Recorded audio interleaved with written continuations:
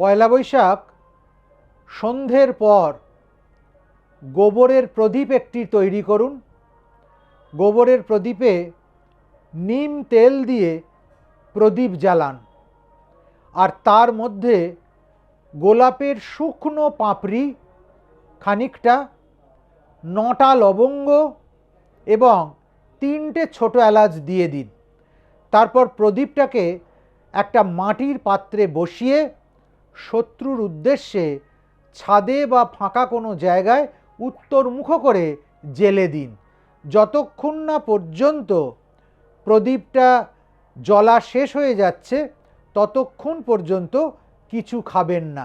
এমন জায়গায় দূরে জ্বেলে দেবেন যেন বুঝতে পারা যায় যে ওটা নিভে আসছে কি আসছে না। নিভে যাবার পর ওই জায়গাটা গঙ্গা জল দিয়ে ধুয়ে দিন এবং মায়ের কাছে প্রার্থনা করুন মনস্কামনা সিদ্ধির জন্য। নিশ্চিতভাবে শত্রুকে বশীভূত করবার যে কাজ আপনি করলেন তা সফল হবে, আপনার মনোবাঞ্ছা পূর্ণ হবে।